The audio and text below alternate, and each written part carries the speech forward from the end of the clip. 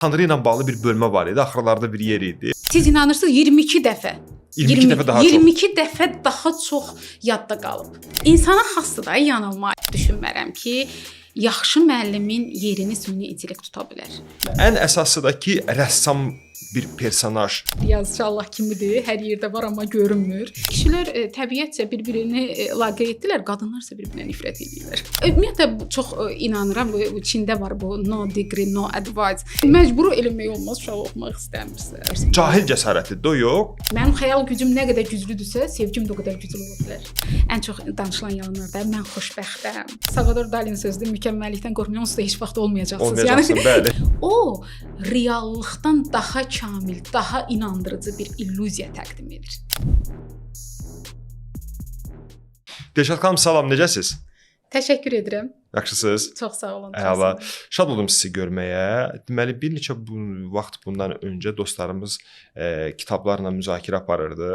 Mənə bir kitab tövsiyə elədilər. Tənha Adamlar Küçəsi kitabı, Dilşad Talıbova. Dedilər, bunu oxu. Dedim, yox. Yəni mən biraz bu kitab məsələsinə çox həssas bir insanam. Həm də biraz çox seçiciyəm. Həm də biraz belə bir xasiyyət var məndə. Biraz qorxu var. Düşünürəm ki, oxuyacağam, məyusluq hissi gələcək və deyəcəm ki, vay, yəni bu bihudə bir zaman getdi. Amma oxudum sizin kitabı.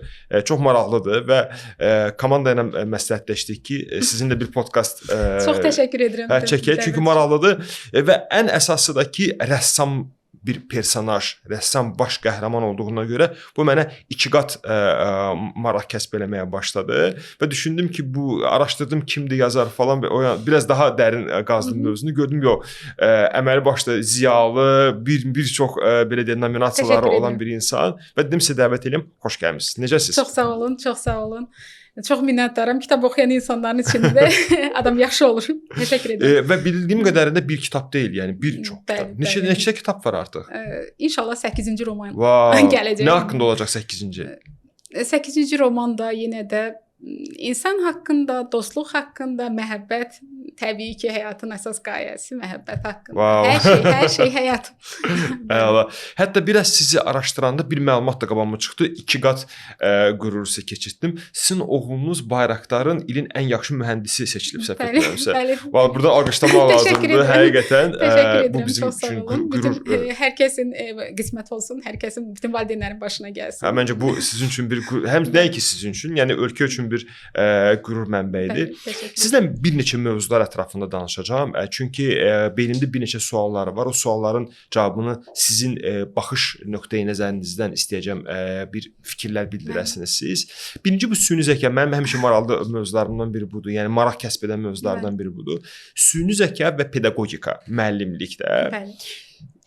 Trend nəyi göstərir? Yəni süni zəka bir müddətdən sonra artıq pedaqogikanı əvəz edəcəkmi?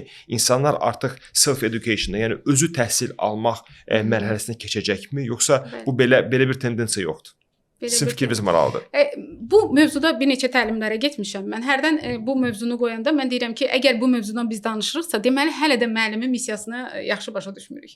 Ki müəllim tək bilik ötürən, faktları ötürən deyil.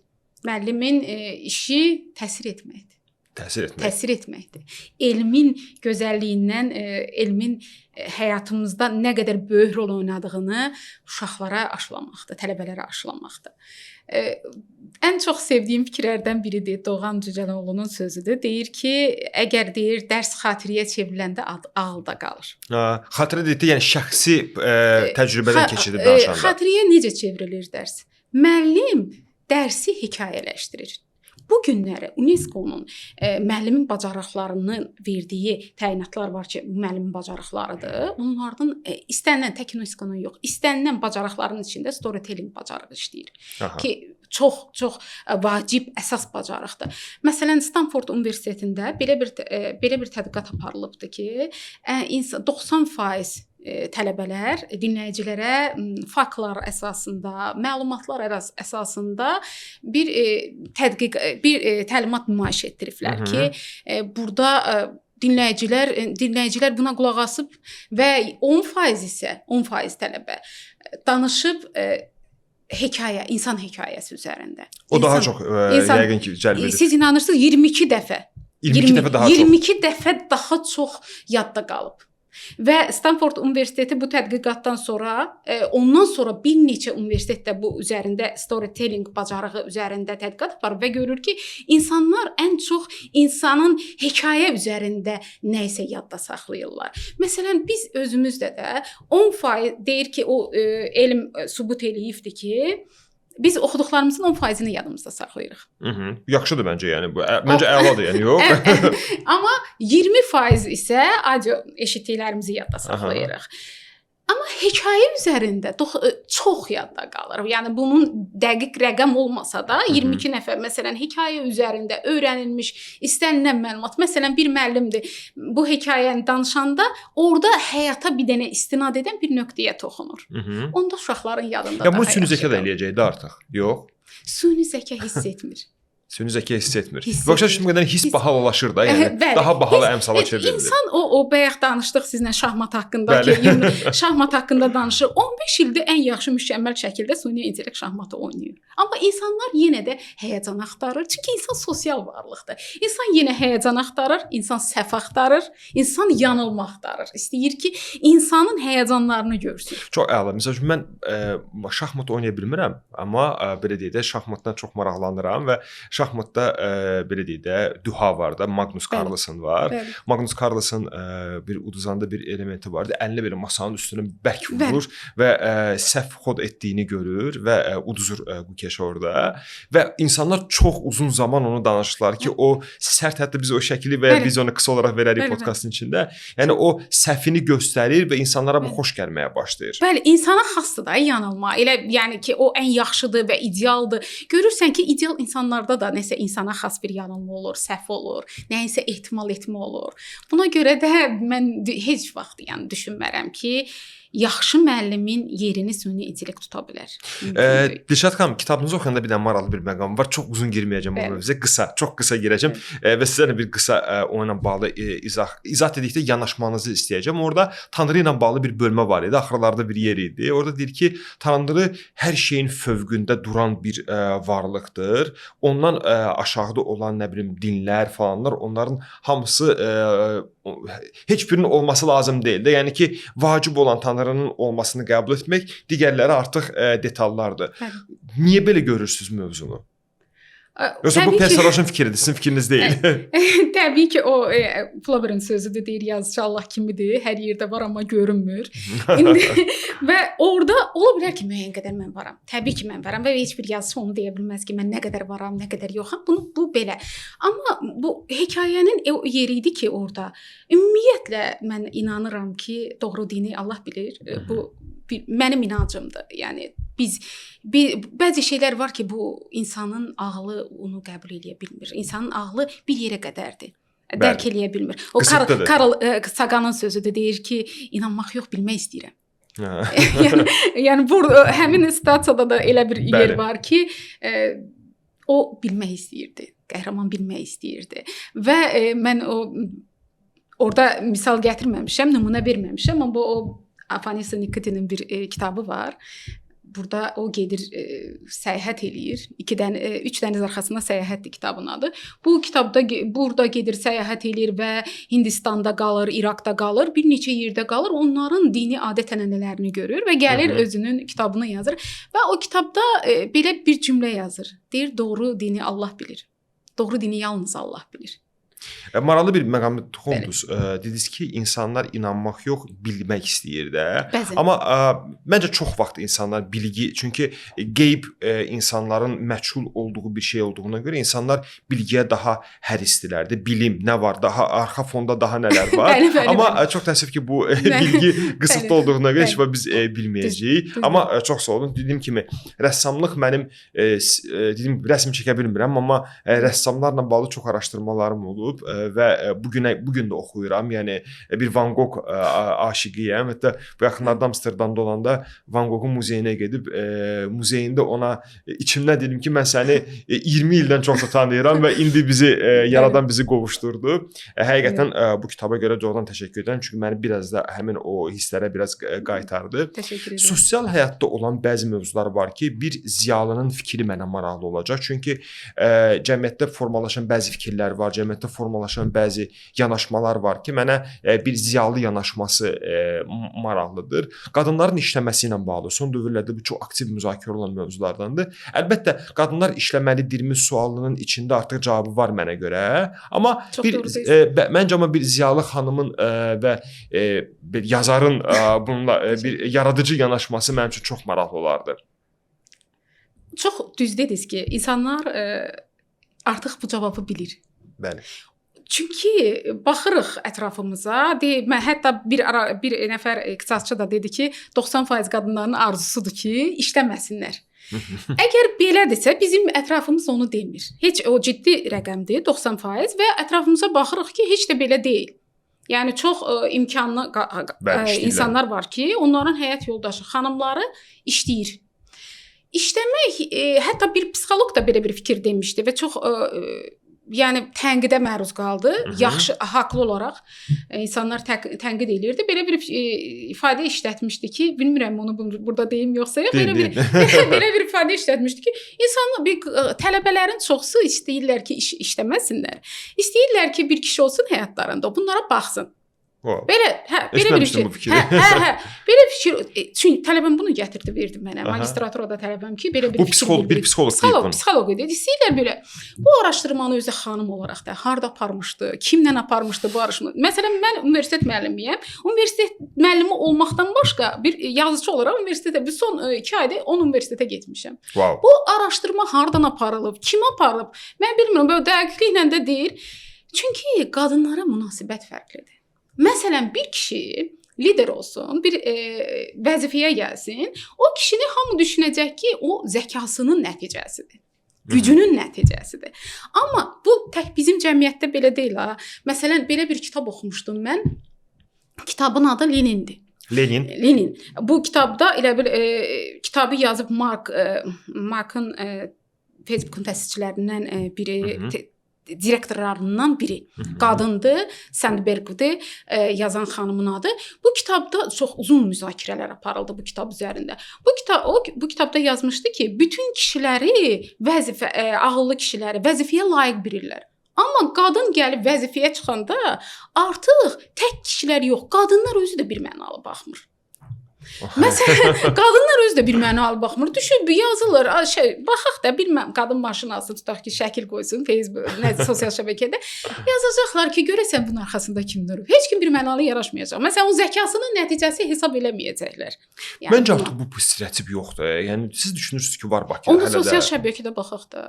Baxaq, bir qadın yaxşı bir hardadırsa, xüsusilə qadınlar görək orada nə qədər belə nifrət doğuran mesajlar yazırlar. Yəni deyirəm, bunu qadınlar yazır. Məsələn, bu ümumiyyətlə elə çıxmasın ki, mən qadınlarımı burada haqqında danışıram, tərəfimi saxlayıram, ya pis deyirəm. Məsələn, mən elə fikirdə deyiləm. Məsələn, Roxana Gay var, məşhur feministdir, professordur, Amerikalı. Onun o kitabında yazır ki, feminizm deyir, bir müqəddəs bir hərəkat deyil mənim üçün. Feminizm, özü Bad Feminist kitabında yazır. Deyir, feminizm çünki bu insanlar tərəfindən idarə olunur və insan isə mahiyyət etibarilə qüsurlu varlıqdır. Bəli. Yəni ona görə bunu adam professordur və məşhur feminist Amerikada. Yəni elə çıxmasın ki, burada bu söhbətdə mən onu demək istəyirəm. Sadəcə qadınlar belə Schopenhauer'ın sözüdür. Deyir kişilər təbiətcə bir-birini əlaqə etdilər, qadınlar isə bir-birinə nifrət edirlər. Bu çox vaxt bizim cəmiyyətə aiddir, yoxsa ümumiyyətlə qlobal olaraq düşünürsünüz? Schopenhauer almandır. Yəni ümumiyyətlə belədir, səhv eləmirəmsə. Yəni bu almandır. Yəni bayaq danışdığım Bad Feminist kitabı məşhur kitabdır. Hətta Dua Lipa təzəlikcə onu o gün səhifəsində platforması var kitab. O kitabı oxuduğunu paylaşmışdı. Yəni bu bütün dünyada belədir. Çox maraqlıdır. Dediyim kimi, mən nəyə görə bunu sual verdim? Çünki bizə də sual verirlər. Mən düzdür bu mövzularla bağlı heç vaxt belə uzun-uzun danışmağı o qədər sevməmişəm, amma bir xanım ziyalının bu mövzu ilə yanaşması... Mən düşünmürəm ki, qadınlar evdə oturmağı istəyir. Özü üçün arzuluya. Gəlin belə deyək. Yəni 20 ildən çoxdur müəllim işləyirəm, kollektivdəyəm. Və dəfələrlə olub ki, çox ciddi vəzifəli şəxslərin xanımı bu gəlib həmən çevriyə xanım olaraq da ailəvi bir tədbirə qatılmışıq. O özünün evdə oturmağına nəsə bir yumşaq bir sözlər demək istəyib ki, səbəb axtarıb ki, mən niyə evdə otururam? Hə, bunu qürur mənbəyinə çevrilmir də, yəni. Yox, qətiyyən. O deyib ki, mən əslində marağım var idi. Əslində bunu istəyərdim özüm üçün. Yəni onlar hiss olunur ki, özünü qeyri-kafi hiss eləyir, yetərsiz hiss eləyir. Mən nə qədər yoldaşı vəzifədə də olsa da, tanınmış şəxs olsa da, o da bir hansısa böyük bir dəyərin parçası olmaq istəyir. Çox razıyam bu fikirlə və mən əminəm və bunu belə rahatlıqla deyə bilərəm ki, müasir dövrdə Azərbaycanda kifayət qədər tanıdığım çox uğurlu xanım, belə deyək də, yüksək payçıda çalışanlar və yaxud öz biznesləri olanlar, xaricdə öz biznesi olan insanlar tanıyıram. Bu mənim üçün çox belə deyək, qürur verir. Amma bu mənə qürur verdikdə mən bunun tərsinəsini düşünmürdüm. Zaten bu mənə görə normal idi. Yəni qadın və kişi olaraq mənə görə belə bir ciddi bir fərqlər də yoxdur. Yəni bunu sadəcə olaraq son dövrlər çox müzakirə edirlər. Buradan yola çıxıb bir başqa sual vermək istəyəcəm sizə.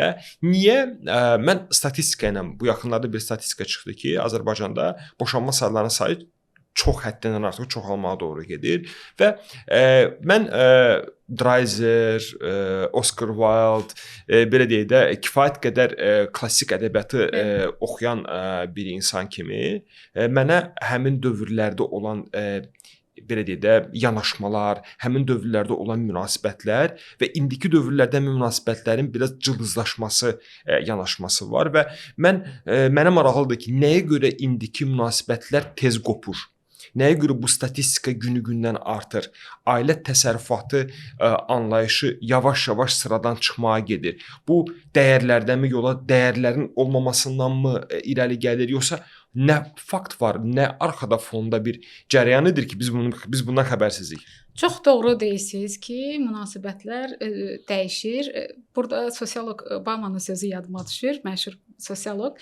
O belə bir fikri var. Deyir ki, indiki münasibətlər deyir, istehlak malları kimidir. İnsanlar o ehtiyac olandakı təmirə onu düzəltmirlər, dəyişirlər. Artıq yenisini alırlar, hə? Bəli. Maraqlı. Çünki məsələn burada insan oturur, düşünür, deyir indiki insanlar, o çox maraqlı fikirlər var. Ümumiyyətlə indiki insanlar fikirləşirlər bəzən ki, mən necə aləmi qoruya bilərəm, bu artıq köhnəlir. Mən necə xoşbəxt olaram fikri ilə əvəz olunur. Düz deyirlər, yoxsa səhv deyirlər sizcə? Biraz düz səhvdir nisbidir. Əlbəttə bu nisbidir. Sizin yanaşmanız. Mənim yanaşmam, bilirsiniz, onu o fikrə gətirən amillər var. Amillər var. Məsələn, sosial şəbəkə var. Bir dəqiqə hamının əlində var. Rəngli həyat. Rəngli bir həyat var. Adam oturur, baxır ki, hamı xoşbəxtdir. Hamı. Bircə də bundan başqa. Axı insanlar sosial şəbəkəyə ancaq vitrindir, reallığı əks etdirmir. Reallığı əks etdirmir. Baxır ki, hamı xoşbəxtdir, hamı keyf içindədir, hamı səyahət edir. Heç kim öz əziyyətini, öz qaranlıq gecələrini, özünə neçə dəfə nifrət elədiyini orada qoymur. Niyə həyatdan bezdiyini, neçə dəfə həyatdan bezib gülə-gülə partnyorlarla şəkil paylaşır. Amma orada nə qədər o adamla yola getmədiyi çətin məqamlarını yaxşıdır da, adam pozitiv şeylər paylaşır. Pozitiv şey. Məsələn, bu kitablar, tutaq ki, mən kitab yazıram, həyatımın ən ciddi məqamlarıdır. Kitabımın yazılma, o çıxma anını paylaşıram. Amma mən neçə dəfə özümə sual vermişəm, neçə dəfə özümə nifrət eləmişəm, neçə gecələr yatmamışam ki, mən burada çətin vəziyyətdəyim, bəlkə heç lazım deyil. Niyə görə? Axı doğrudan da lazımdır. İnsanlar bunu paylaşmırlar və yerdə oturan o izləyən isə deyir ki, hamı xoşbəxtdir də. Mən niyə dözüm? Və ona görə qurtarmır ailəsini. Bəli, ona görə fərdiyyətçilik yaranır. Mən o bizdən keçir mənə.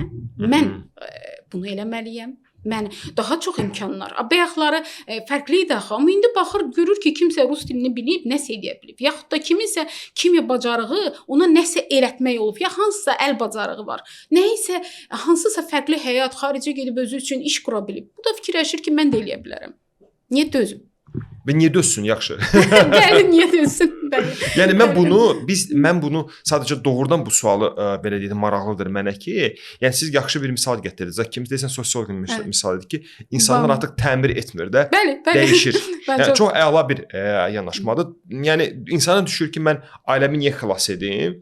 Yenisi ilə əvəz eləyə bilərəm bunu artıq. Bəli, yeni də lap deyirəm, cazibəli görsənir. Yəni yeni və beləcə insanlar qorumaq üçün çox çalışmırlar. Onda belə çıxır ki, dəyərlərin deqradasiyası getməyə başlayır. Düz anlayıram?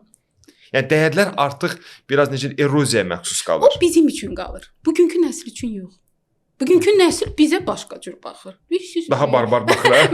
Bəli, o bugünkü nəsil. Məsələn, bizim evladlarımız bizə başqa cür baxır ki, yəni niyə dözürsüz? Məsələn, nəyə lazımdır bunu dözmək? Yəni bizim üçün deqradasiyaya gedə bilər, amma onlar üçün bu bilinmir.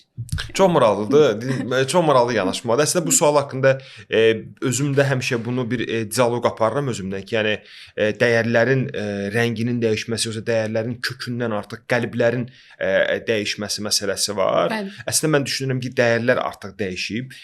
Dəyişib deməyim, dəyərlər çoxalıb artıq, yəni və artıq hətta övladla belə münasibətlərdə artıq bu şərtlər dəyişib. Yəni əvvəl kimi bir bəlli bir mənada bir icbar var idisə, məcburiyyət var idisə övladla valideynin təmasında artıq o icbar belə aradan itib və dedim ki, fərqli bir konjunkturada yaşayırıq, amma mən məmnunam bu konjunkturadan, yəni həyatdan. Yəni icbar nə qədər itsə də bəzi şeylər qalmalıdır.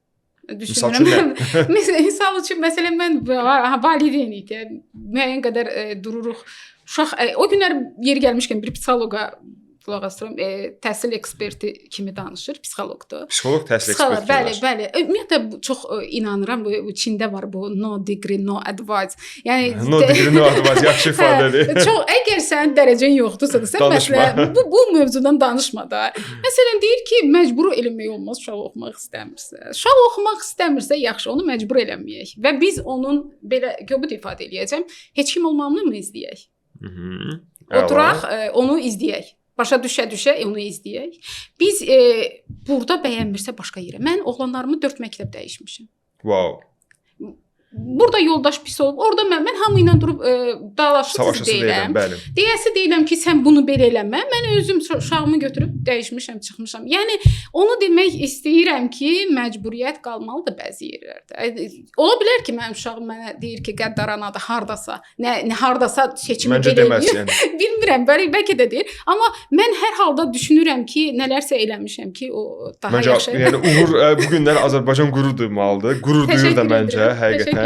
Məncə bariz bir yaxşı bir nümunə var. Və ki, bəzi şeyləri eləməlisən, məcbur etdirməlisən. Yəni bunu oxuma. Ola bilər ki, deyir ki, mən həkim olmaq istəmirəm, mənim marağım yoxdur. Amma sən deməlisən ki, sən onu istəmirsənsə, sən başqasının nəsə olmalısan. Sən heç kim olmağı ona göstərməlisən, ən ağır formada. Ki, sən heç nəyisə seçməlisən, artıq bu məcburdur. Bu məcburdur. Ya rəssam olacaqsan, ya mühəndis olacaqsan. Bəli, hansısa bacarığı seçməlisən. Elə insan Aristotelin metafizika əsərində var. Gör nə vaxt deyibdi, insan öyrənməyə meylli varlıqdır. Bunu da istəməsə başqasını istəyəcək. Mütləq bir şey olması lazım. Bəli, mütləq. Sən valideyn olaraq onu aparacaqsan başqa tərəfə. Bunu bəyənmirsən, onda bu olmalısan. Onu bəyənmirsən, yəni valideynin missiyası nədir? Uşağa ha tərəf isə yaxşı tərbiyə vermək, bir də yaxşı bilik, bacarıq vermək də. Bundan başqa nə verə bilər? Bəli. Ona görə düzdür. Razıyam sizinlə bu məqamda, amma indi dediyim kimi bu süni zəka dövründə artıq peşələr belə fərqli olmağa başlayır. Artıq bəzi peşələr aradan çıxır, bəzi ixtisaslar aradan çıxır. Tamamilə yeni məzmunlar ortaya girməyə başlayır. Hətta əvvəl blogerlıq adi bir şey kimi insanların beynində formalaşmışdısa, artıq institutlar, bəzi institutlarda fakültə belə bir var. Yəni Ukrayna Universitetində səhv etmirəmsə, fakültə belə var və artıq insanlar blogerlığı gedib öyrənirlər. Yəni bunu necə etməliyəm? Artıq bu bir peşə kimi. Əslində çox yaxşı olar da. Məncə də. Çünki artıq biri var ki, sən sadəcə olaraq bir köçə yazarısan, bir də var ki, artıq sən bir yanaşma ötürürsən, sən artıq bir bloq aparırsan və məsuliyyət daşıyır. Amma sizin ifadəniz kimi no degree no advice. Çində məşhur ifadədir o. Çünki Çində qadağadır. ki təhsil eksperti olmayan adam təhsildən durub ağıl versin kimi. Çünki insanlarda elə bir fikir, baxır, hə bu adam dedi də, deməli düz deyir ifadə. Məsələn, sosioloq olmayan adam durur insani münasibətlərdən, tutaq ki, psixoloq olmayan, xüsusilə də indi mənim sahəm təhsildir deyə, biraz ədəbiyyat sahəsidir də. Orada mən çox fikirləşirəm ki, axı bu sahəsi deyil. Niyə yalan məlumat verirsiniz? Səhv məlumat verirsiniz. Dilşad xanım, kitabınızda bir cümlə var idi, onu özüm yazmışam. Eşq qovuşsan yalan, ayrılsan həqiqətdir. Eşq. Eşq, hə. Yəni eşq qovuşsan yalan, ayrılsan həqiqətdir. Belə bir cümlə biraz belə mənə şey gəldi, biraz xaotik kimi gəldi mənə. Dedim bunu bir özümə qeyd edeyim, mütləq yazarım bunun özündən soruşum. Bunu biraz açardınız mənim üçün. Yəni bəlkə də kiməsə maraqlı olmasa, amma mənə %100 maraqlıdır bu ifadə. Bu inanırsınız bu kitabdan sonra nə qədər adam bu cümləni işarələdi, mənə atdı ki, eşq necə qovuşsan yalan ola bilər ki. Çox sevdiyim Proust var, fransız yazıcı. Bu Proustun bir sözü var, deyir ki, biz hansısa hissəyə aşiq oluruq insanda. O yerini, yerdə qalanını, onun kimliyini, şəxsiyyətini özümüz doldururuq. Öz xəyallarımızla, arzularımızla. Yəni. Əslində, məsələn, bir çiyinə aşiq oluruq. Tutaq ki, elə belə də deyir Proustda. Və o yeri biz doldururuq ki, bu adamdır. Amma qovuşanda artıq xəyalla həqiqət üz-üzə gəlir. Və reallıq bəli, reallıq üz-üzə gəlir, xəyalla həqiqət və sən onun başqa məişətdə sən onun həqiqi kimliyi ilə tanış olursan. O yaxşı da ola bilər, pis də ola bilər təbii ki. Ayrılıq isə qüsursuzdur, bircə yoxluğunu yaşayırsan onun. Və pis bir hadisə olsa belə, beyin yaddaş axı elədir, yaddaş mütəxəssisləri deyir ki, yaddaş seçir, süzür, bəli. İstədiyini saxlayır yadında. Yəni emosiyalar təsirini azaldır və gözəl şeylər yadımızda qalır. Məsələn, o ümumküsülər olmur, fikir ayrılıqları olmur, gündəlik siz bir-birinizi incitmirsiniz, ancaq gözəl anlar yadında qalır.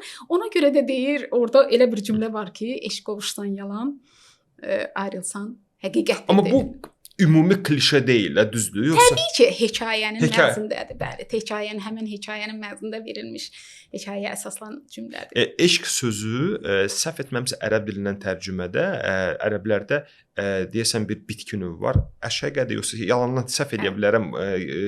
Səhv edirəmsə izləyicilər bunu düzəldər. Bitki, həmin o bitki sarandır. Ağacı sarır, sarmaşıq kimi və axırda boğur onu. Bəli. Ərəblər ona eşq deyirlər və həm böyük ehtimal ki, yəni o bizim bildiyimiz eşq də həmin mənadan yola çıxır. Bəs yaxşı, müasir ədəbiyyatda mən düzdür müasir ədəbiyyatının çox vaxt artıq demək olar ki, az oxuyuram, indi artıq daha çox elmi ədəbiyyat oxuyuram.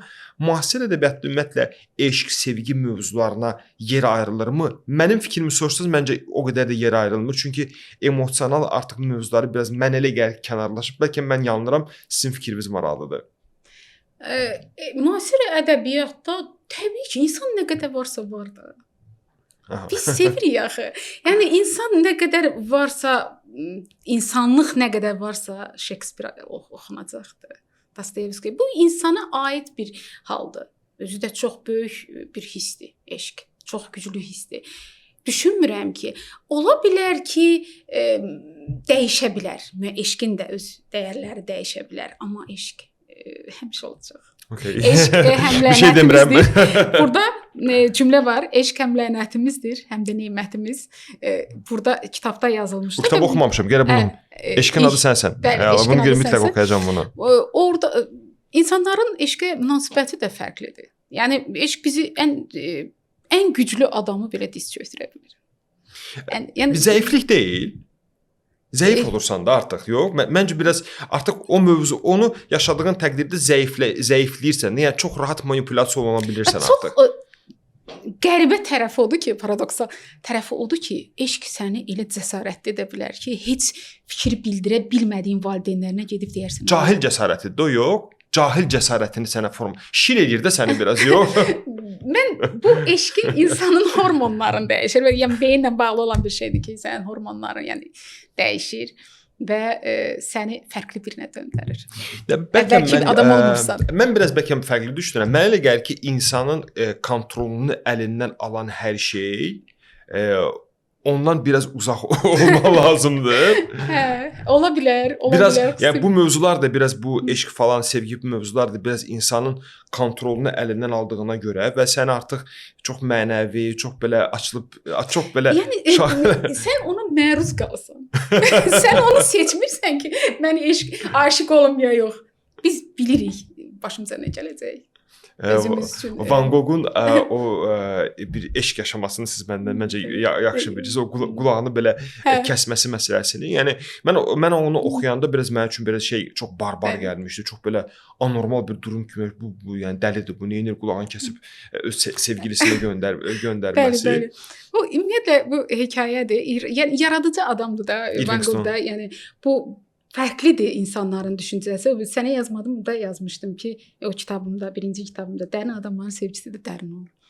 Yəni dərin adamdır. Onu bayaq Proust'un dediyi kimi, yəni o kimin xəyal gücü güclüdürsə daha güclü bir onu don geyindirəcək. Sevdiyi, yəni o obyektdən asılı deyil ki, o necədir. Mənim xəyal gücüm nə qədər güclüdürsə, sevgim də o qədər güclü ola bilər. Razıyam. Bu eşq mövzularına çox girməyəcəm. Yəni çünki o mövzular biraz fərqlidir, daha çox duyğusal mövzulardır. Kitab yazarlığı ilə bağlı bir şey soruşacağam. Mənim özümə maraqlıdır. Yəni indi mən elmi bir kitab yazmaqdayam, hazırda prosesdəyəm. Amma bədii ədəbiyyat biraz fərqlidir. Yəni sən biraz burada fərqli bir ilham muduna girmən lazımdır. İstənilən hiss keçirdən insan kitab yaza bilər. Yəni bir kiçik bir hekayəsi olan bir insan oturub kitab yaza bilər. Yəni bədii ədəbiyyat yaza bilər, yoxsa yox? Məncə yaza bilər. Əlbəttə yaza bilər. Yəni niyə də yazmasın? Yazarlığı deyil, yazırsansa yazırsan. Yəni Bu sualı mənə uşaqlar vermişdi bu yaxınlarda bir məktəbdə ki, kitab yazmaqla bağlı. Mən də o ərəfələrdə sizinlə tanış olmaq ərəfəsindəydim. Dedim ki, bunu mütləq yazardan soruşacağam. Yəni yaza bilər. Bunu deyə bilmərəm ki, belə bir fəlsəfi don geyindir, xüsusi bir istedad falan. Amma necə yazacaq? O səni fərqləndirən artıq sənin öz üslubundur və yazmasan heç vaxt bilinməz sən necə yazacaqsan. Çünki kitab mənə görə həm də bu bir biznesdir. Yəni bu, bunun içərisində mənəvi bir yük var, amma bu nəticə itibarilə bu satılması lazımdır. Bəli. Yəni insanlar bunu satın alıb bunu belə deyək də buna bir məbləğ ödəmələri lazımdır. Bəli. Çünki sən sadəcə olaraq yaxşı yazar olmağın artıq mənə elə gəlir ki, kifayət deyil. Çünki bunun arxasında bir çox ciddi bir marketinqin olması lazımdır. Müasir dövrdə Azərbaycanda kitab marketinqi necə işləyir sizin fikrinizə görə? Yəni kitab biznes marketinqi. Mən düşünürəm ki, çox zəif işləyir və bu da təkcə nəşriyyatların boynuna yığmaqla da elə də bunu oxucu azdır. Oxucu azdır. Hə, yəqin ki, bundandır ki, biz oxucu azdır, yəni məmləkətdə insan azdır. Kitab oxumayan cəmiyyətik. Məsələn, mən kitab Doğrudan elə deyirsiniz, elə düşünürsə, az oxuyan cəmiyyətik. Bəli. Çox az oxuyan cəmiyyətik biz. Mən işləyirəm hardasa akademik mühitdə. Trend olan kitablardan çox adamın xəbəri olmur. Yəni məsələn yeni klassiklərdir. Bir 10 klassikin adını çəkmək çox çətindir. Yəni çox gördüyümü deyirəm və ona görə də bunun tək nəşriyyatın, mən işlədiyim nəşriyyatla şükür ki 3 kitabım çıxmış, TİAS nəşriyyatında işləyirəm və mənim elə bir artıq bu neçə ildir, 4 ildir mənim elə bir problemim yoxdur, amma çox problemlər yaşamışam. Nəşriyyatlarla bəli, çox yaşamışam. Yəni keyfiyyətsiz iş görmək olub, redaksiya işlərini zəif olub. Yəni çox qəribədir. Bir hərf sərfi yazıçıya bağışlanmır. Wow, o qədər. Bir onu çəkib atırlar ki, bu niyə belə olub? Yanlış yazıb, səhv yazıb. Səhv yazıbdı. Ona görə də düşünürəm ki, yaxşı nəşriyyat olmalıdır ki, yazıçının yazısı keyfiyyətli üzə çıxsın və eyni zamanda bu PR işləri də görülsün ki, yazıçı o kitabın satılmağını, əziyyətini çəkməsin. Yaxşı yazmaq. Məsəl üçün Dilşad Talıbovun Tənha Adamlar Küçəsi adlı kitabını insan oxuyanda, indi mən oxumuşam heç, amma insan burada nə əldə etmiş olur? Yəni qısa bir icmal deyə bilərsiniz bu mövzu ilə bağlı. Yəni bu kitabı oxuyan insan nə əldə eləyəcək? Məsələn, burada yaradıcı insan var. Yaradıcı insanların ümumi özəllikləri var. Ümumi xüsusiyyətləri var. Yaradıcı insanların xüsusilə də mən çox araşdırmışam bu rəssamlar haqqında. Rəssamdır deyə baş qəhrəman. İndi oxuyanda siz gördünüz burada nə qədər onun həyatında hansı çatışmazlıqlar ola bilər. Onlar necə sevirlər? Onlar necə ümumiyyətlə onları sevirlərmi? Sevirlərsə necə sevirlər? Məsələn, orada Oscar Wilde'ın Dorian Gray siz oxumusunuz yəqin ki, orada bir fikirdə rəssamlar gözəl olan hər şeyi əsərlərinə qoyurlar. Ona görə də həyatlarında gözəl şey tapmaq qeyri-mümkündür. Və kitabda əsasən təbii ki, rəssamlıq, yaradıcılıq, sevgi hekayəsi üzərində qurulub və yaradıcı adamların həyatı necə olar? Necə olur? Mütləq, yəni və onu deyim ki, mən dərs demişəm İncəsənət fakültəsində, orada Gəncə Dövlət Universitetində və bu rəssam tələbələrin ümumi xarakterik xüsusiyyətləri var orada. Burada yəni cəm olunub. Bəli, real. Əla, super. Super. Yəni mən götürəcəyimi götürdüm oradan, amma düşünürəm ki, izləyicilər də yəni oradan bəlli bir bəhrə aparacaqlar. Bir yanaşma var. İnsanlar nəyə görə daha çox həqiqətdən çox yalanı danışmağa sövq olurlar? Yalan. Yəni mənə belə sizin burada yanaşmanız maraqlıdır. O Dostluq Məhəbbət kitabında yazmışam. Aha. Yalan danışmıram deyib yalan danışmaq istəmirəm. Yalan danışmıram, yalan deyil.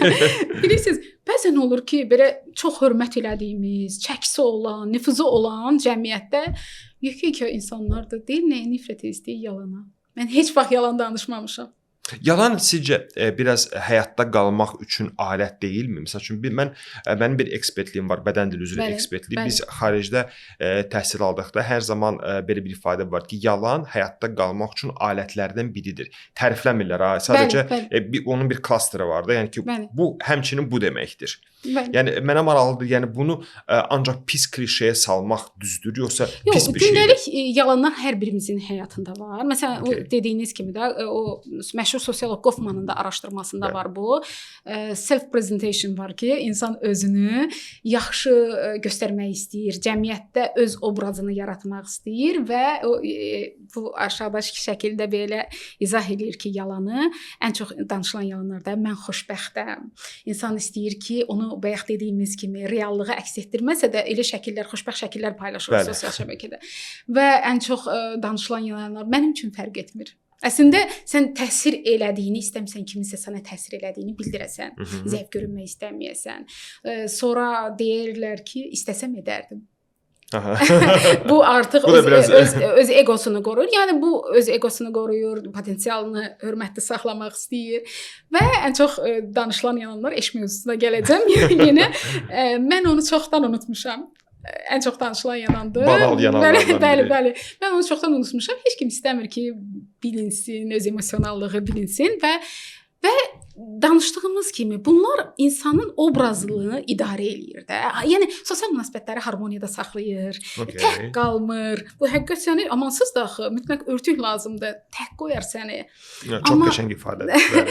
Bəli, amma sən istəyirsən ki, belə xırda, amma sən elə o obrazını elə idarə eləməlisən ki, gülüc vəziyyətdə də qalmayasan. Məsələn, mən Gəncə Dövlət Universitetini bitirmişəm. Mən deyə bilmərəm mən Harvardı bitirmişəm. Artıq mən imicimi təhlükə altına qoyuram. Gülüc vəziyyətinə qoyuram. Eynən. Ona görə də bunun da həddi var, səni yəni təhlükəli yalanlar olmamalıdır həyatımızda. Dozunda. Bəli. Mən nə üçün bunu sual verdim? Mən Azərbaycanın ən böyük şirkətlərində təlimlər verməkdəyəm.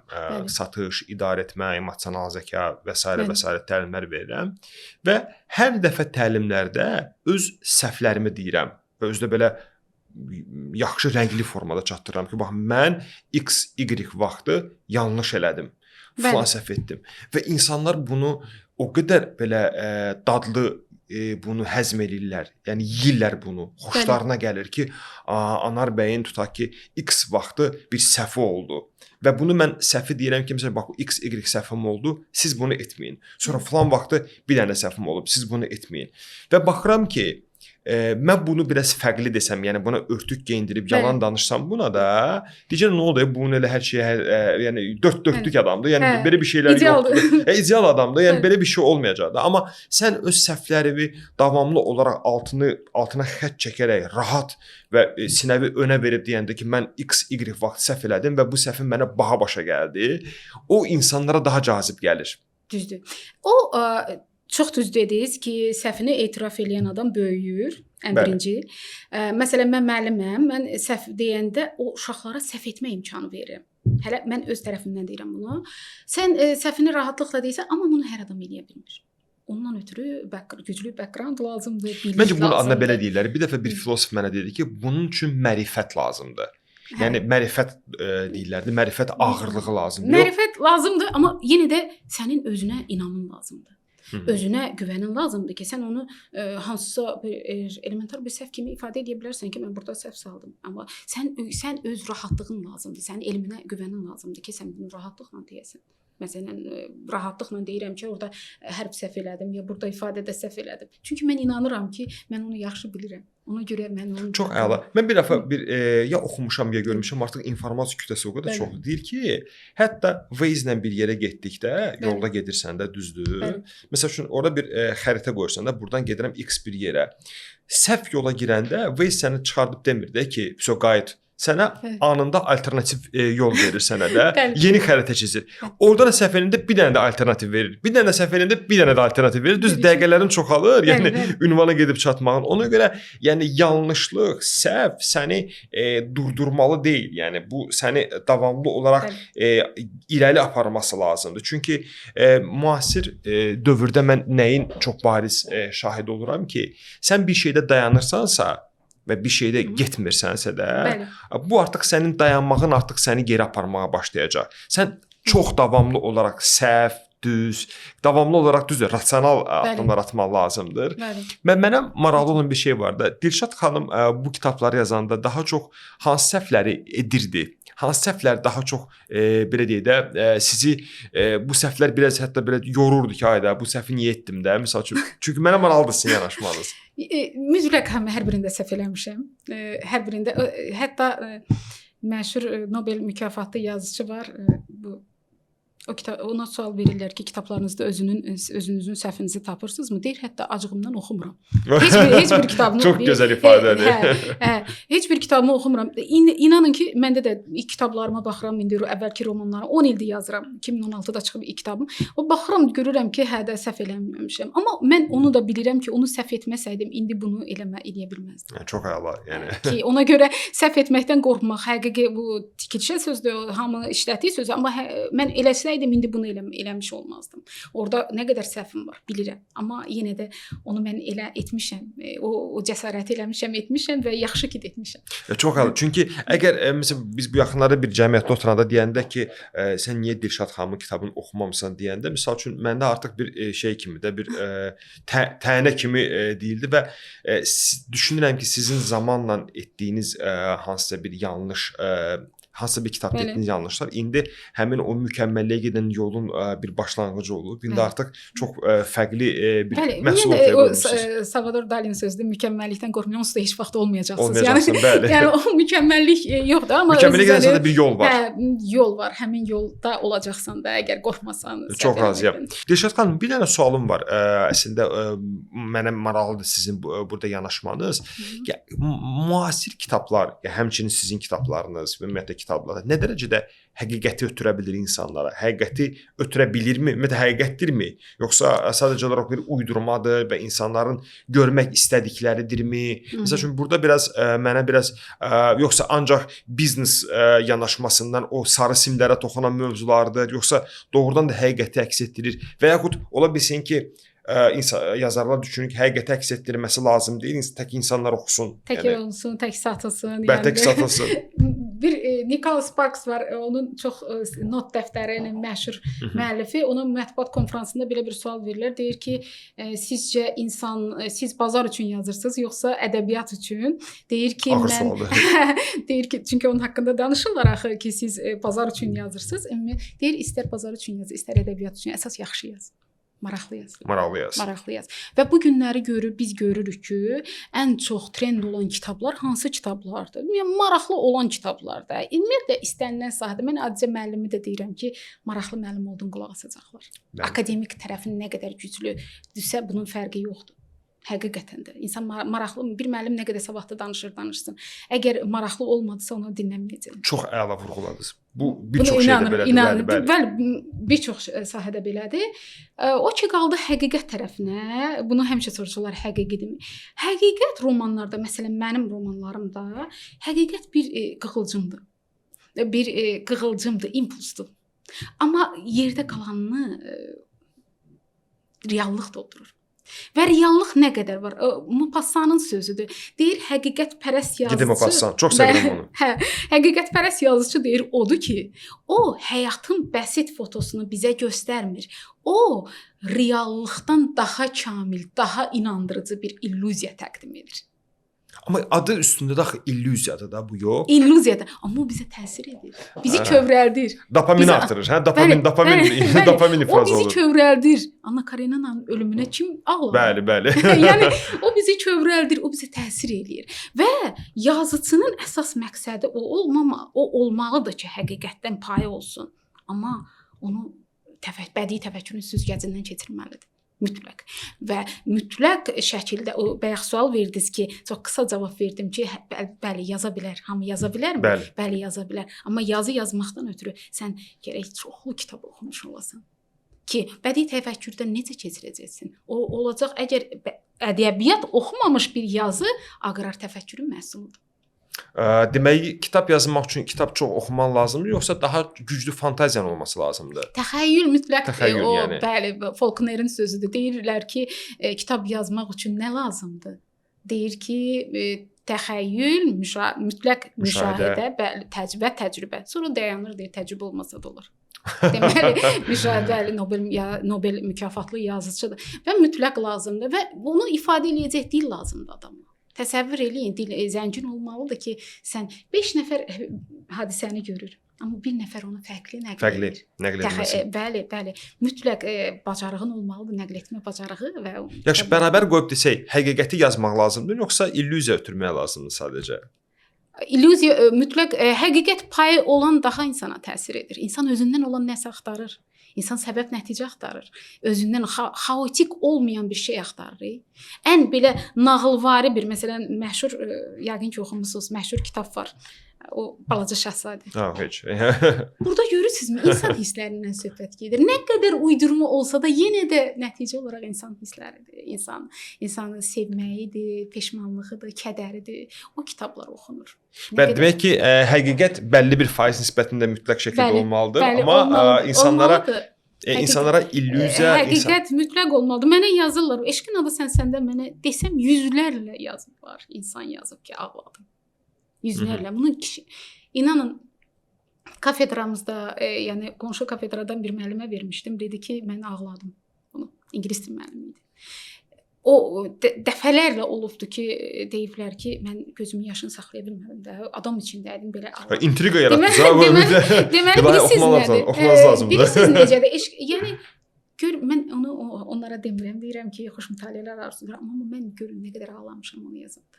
Bu həqiqətdir. Yəni öz yaşam süzgəcinizdən keçirdib onu. Bu həqiqətdir ki, sən onu dönə-dönə ağlamısan. Dönə-dönə kədərlənmisən ki, ortaya bir dənə iş çıxır da, nəsə bir iş çıxardır. Yəni məncə də elədir. Yəni bir şeyin çox öz daxili filtrindən bir neçə dəfə keçirdəndən sonra su durulur da. Yəni duru və belə deyək göz duruluğu deyirlər. Göz suyu duruluğunda bir əsər çıxmış olur ortaya. Həqiqətən də çox tövsiyə edirəm. Ardıcıllıq desə hansı 3 kitab ardıcıllığını bizə tövsiyə edirsiniz? Mən bunu düz oxumuşam. İndi mənə 2 növbəti hansı kitablarınızı oxumağı tövsiyə edirsiniz? Ardıcıllıq olaraq. Eşqin adı səni oxuyub. Məsələn, ən çox oxunan kitabım Səndən qalan noyabrdır. Səndən qalan noyabr artıq 5-ci nəşrə gedir. Wow. Bəli. Və belə deyə bilmərəm ki, hamısı məsələn, insan var deyir ki, ən çox oxudum, tənha adamları sevdim. Elə adam var deyir ki, Eşqin adı səni sevdim. Elə adam var deyir, Səndən qalan noyabr, Sanitarı, Dinar, sonra Sənə yazmadım, səni yazdım. Məsələn, elə siz Eşqin adı sən oxuya bilərsiniz. Mütləq oxuyacaq. Bu arada kitabınızın üz qabıqları da çox, necə deyim, buradan göstərmiş olaraq çox cazibdir və insanı belə deyək də itələmir. insana çəkilir. Məncə düşünürəm ki, orada da yəqin ki, güclü bir komanda ilə işləyirsiniz. Bəli, test nəşriyyatının əl işi. Bəli, məncə bravo. Yəni həqiqətən bravo. Çünki dediyim kimi o üz qabığı çox ilkin təəssüratdır da. Yəni bu mənim işimlə bağlıdır. İlkin təəssürat necə formalaşırsa, insanlar o ilk dəfə toxunanda hansı energetikanı alırlarsa, yəni elə formada da yəni davam edirlər. Dilşad xanım, çox sağ olun. Çox təşəkkür edirəm. Həqiqətən vaxtın necə gəlib getdiyini həqiqətən hiss edə bilmədim. Çünki doğrudan da mənəvi keyfiyyət yüklü bir insanla danışanda insan da həmin okeana qərq olmuş olur. Vaxtilə həddindən artıq çox bədii ədəbiyyat oxuyurdum. Çox təəssüf ki, indi ona zaman yetirə bilmirəm. Çox istəyirəm oxumaq. Amma çox təəssüf ki, belə buna zaman yetirə bilmirəm. Amma Eşqin adı səni növbəti bir şeyə salıram, listimə salıram. Oxuyacağam. Fikirlərimi sizə yazacağam. Sizin fikirlərinizi belə deyək. İstəyəcəm. Çox sağ olun. Mən də sizin komandaya təşəkkür edirəm. Minnətdaram dəvətiniz üçün. Çox təşəkkür edirəm. Sağ olun. Çox sağ olun.